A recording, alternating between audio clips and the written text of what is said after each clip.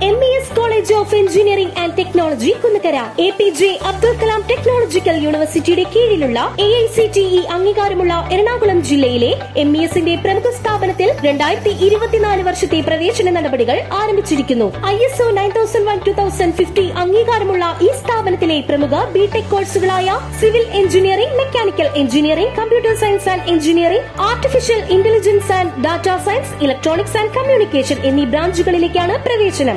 വിദ്യാർത്ഥികൾക്ക് college bus ഉപയോഗം തികച്ചും സൗജന്യമായിരിക്കും.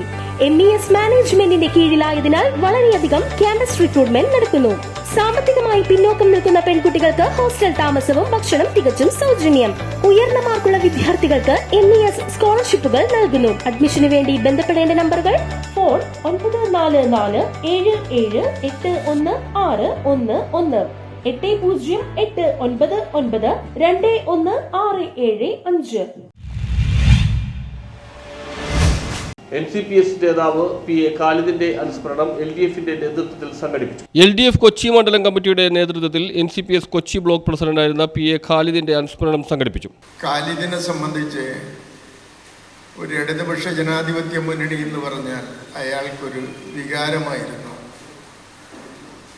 പറയത്തക്ക വിദ്യാഭ്യാസമോ പറയത്തക്ക കുടുംബ പശ്ചാത്തലോ ഒന്നുമില്ലാതിരിക്കുന്ന ഖാലിദ് വളർന്നു വന്നത് ഇടതുപക്ഷ ജനാധിപത്യ മുന്നണിയിൽ കൊച്ചിയിൽ എത്രത്തോളം ശ്രദ്ധിക്കപ്പെട്ടു.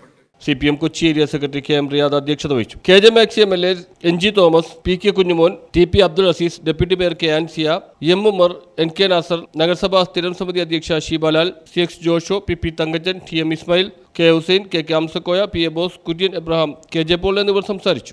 ഏതൊരു പ്രവർത്തനങ്ങളിലും നമ്മളുടെ കൂടെ ചേർന്ന് നിന്നുകൊണ്ട് പ്രവർത്തിച്ചിരുന്ന ഒരു വ്യക്തിയാണ് ഖാലിദ് ഖാൻ.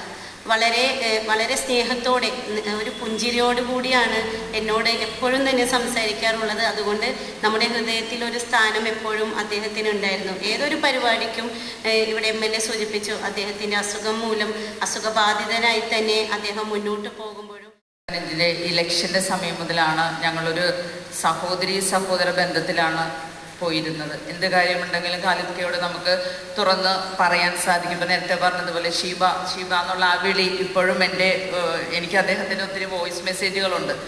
അപ്പോൾ അത് കേൾക്കുമ്പോൾ തന്നെ ഞാൻ ഈ തെരഞ്ഞെടുപ്പിൽ മത്സരിക്കുമ്പോൾ ഷീബ ജയിക്കും എന്നുള്ള അങ്ങേരുടെ ആ ഒരു ഉറപ്പ്, ഇപ്പോൾ കുഞ്ഞൻ ചേട്ടൻ പറഞ്ഞ പോലെ നമ്മളോട് കൃത്യമായിട്ട് അദ്ദേഹം പറയുന്ന അത്. News bureau, fort Kochi.